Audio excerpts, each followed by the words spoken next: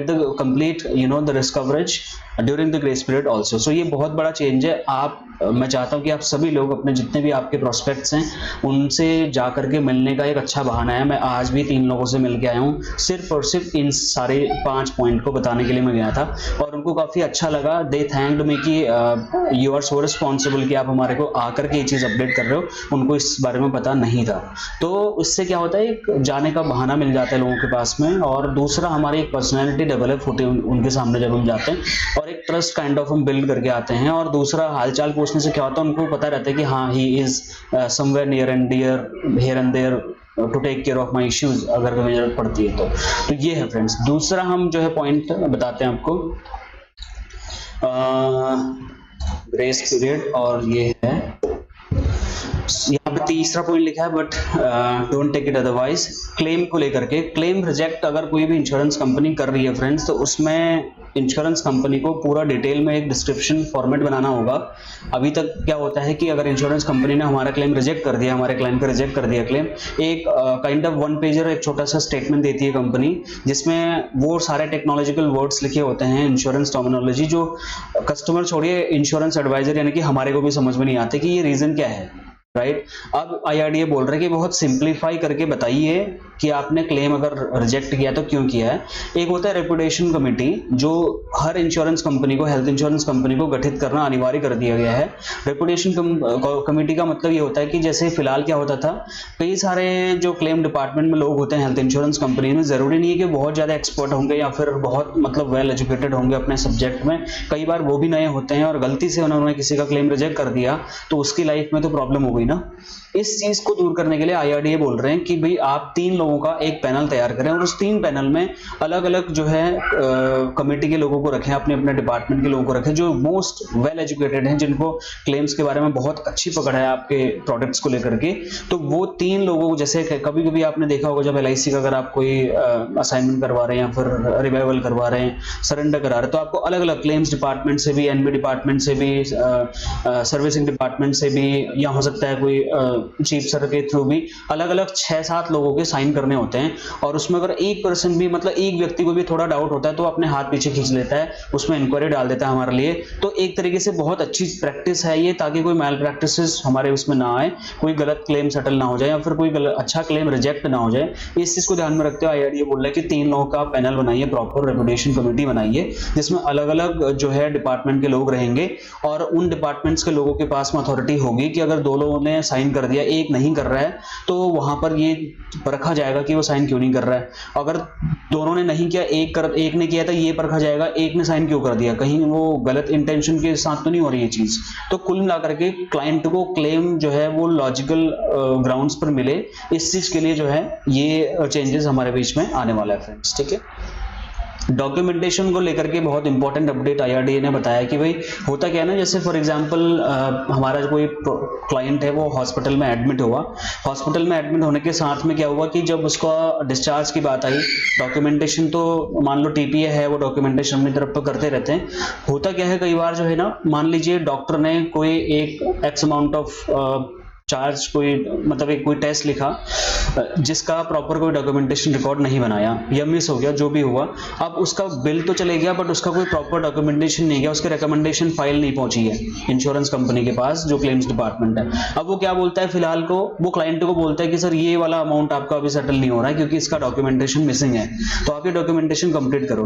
अब होता क्या है, पेशेंट के घर वाले इधर उधर भाग रहे होते, कभी TP के पास, कभी डॉक्टर के पास, सर वो दे दीजिए, वो डॉक्टर पता चल रहा दूसरे ऑपरेशन थिएटर में घुस गया, तो 4-5 घंटे का डिले हो गया। इस चीज से बचने के लिए, कस्टमर को सेफगार्ड करने के लिए IRDA बोल रहा है कि देखो, अगर आपने कोई, अगर आप बोल रहे हो कि आपके पास में 14,000-15,000 नेटवर्क हॉस्पिटल्स हैं, तो ये आपकी और आपके नेटवर्क हॉस्पिटल की जिम्मेदारी बनती है कि नेटवर्क हॉस्पिटल में जो आपका इम्पैनल TPA बैठा हुआ है, दिस इज देयर रिस्पॉन्सिबिलिटी कि वो सारे डॉक्यूमेंटेशन कंप्लीट करके आपको मतलब सेटल करने के लिए आपके पास में लेके आए। You are not authorized to ask any single document to the customer. Customer को आप परेशान नहीं करेंगे, क्लाइंट के रिलेटिव्स को आप परेशान नहीं करेंगे कि सर जी ये डॉक्यूमेंट लेके आइए, then we are going to settle your claim. So ये अगर ऐसा करते हैं, there are some sort of penalties that insurance company has to pay. ठीक है, ये एक बड़ा अपडेट है जो मुझे लगा आपको बताना चाहिए। अब बहुत ही इंपॉर्टेंट चीज है जो इंश्योरेंस कंपनीज के ऊपर पेनल्टी लगाने की बात हो रही है। दिस इज समथिंग ग्रेट कि जहां पर इंश्योरेंस कंपनीज अगर कोई ऐसी एक्टिविटीज में इन्वॉल्व होती है जहां पर जानबूझ करके डिले किया जाता है या हॉस्पिटल की तरफ से जानबूझ करके डिले किया जाता है, then there is a responsibility of paying those all the charges from the insurance company from there मतलब जो उनका शेयर होल्डिंग वाला अकाउंट है उसके थ्रू वो पेमेंट जाएगा। इसको मैं आसान भाषा में ऐसे बताता हूँ। फॉर एग्जांपल मान लीजिए हमारा कोई पेशेंट है, उसका डिस्चार्ज होने वाला, डॉक्टर ने बोला जी आप डिस्चार्ज ले सकते हैं, you are fit to go. But in between क्या हुआ, हॉस्पिटल वाले कह रहे हैं कि हमने सेटल करने के लिए जो है टीपीए बोल रहा है हमने सर इंश्योरेंस कंपनी को भेज दिया, we are just waiting to get the approval, और इंश्योरेंस कंपनी की तरफ से अप्रूवल आ ही नहीं रहा ड्यू टू XYZ रीजन कि उनके पास मल्टीपल क्लेम्स होंगे जिन पे वो टीम काम कर रही होगी, we don't know, but still मेरा तो क्लेम सेटल नहीं हुआ ना, उसकी वजह से मैं हॉस्पिटल में वेट कर रहा हूँ। 1 घंटा हुआ, 2 घंटा हुआ, 3 घंटा हुआ, 4 घंटा हुआ, अगर नाइट का टाइम है तो पूरी रात ही निकल गई और हमारे सेटलमेंट अभी भी नहीं हुआ है। अब इस कंडीशन में हॉस्पिटल क्या करता है, हमारे पास हमारे ऊपर बिल चार्ज करना स्टार्ट कर देता है, बेड चार्जेस एक्स्ट्रा लगा देता है, वहां पर अकोमोडेशन चार्जेस लगाते हैं, उस बीच में हम कोई अगर खाना पीना खाते हैं उसका अलग से बहुत चार्जेस दे लेते हैं, तो कुल मिलाकर के हमारा बिल जो है अलग से फटने लगता है, जिसका हमारे को सेटलमेंट में डिटेल में कुछ मिलने वाला होता नहीं है। तो ये पैसा हम क्यों दे, मतलब कस्टमर क्यों दे। इस चीज को लेकर के IRDA का कंसर्न था कि भाई अगर आप 3 घंटे का टाइम, अगर 3 घंटे से ज्यादा का टाइम अगर आप क्लेम सेटलमेंट में लगा रहे हो, देन यू हैव टू पे, मतलब अगर एक दिन अगर कस्टमर को वहां पर रुकना पड़ रहा है आपकी वजह से, आपके डिले की वजह से, for every single day you are going to pay 5000 rupees per day के बेसिस पर आपको पेशेंट को आपको अलग से पे करना पड़ेगा क्लेम सेटलमेंट के अमाउंट के अलावा। और वो जो पेमेंट होगा वो आपके शेयर होल्डिंग अकाउंट से जाएगा। अगर आपके शेयर होल्डिंग अकाउंट से ऐसा पैसा जा रहा है जो पेनल्टी का पैसा जा रहा है, तो आपकी रेपुटेशन मार्केट में डाउन होगी, आपके शेयर्स प्राइस जो है डिक्रीज, जो उसकी वैल्यू है वो कम होने के चांसेस होंगे। तो कोई भी इंश्योरेंस कंपनी ऐसा नहीं चाहेगी। इस पेनल्टी से बचने के लिए हर इंश्योरेंस कंपनी क्या करेगी, विद इन 3 आवर्स आपका क्लेम जो है वो आपके क्लाइंट का क्लेम जो है रिजेक्ट या एक्सेप्ट जो भी उसको करना है वो बहुत इंस्टेंट तरीके से काम करेगी फ्रेंड्स। ठीक है, तो ये 5 वो चीजें थी जो मैंने आपको बताई फ्रेंड्स। एक चीज मिस हो गई थी दूसरे में, ग्रेस पीरियड में ना एक चीज और है, जो क्लेम है इसमें मान लो कई बार क्या होता है ना, एडवांस में पैसा मांगते हैं इंश्योरेंस कंपनी।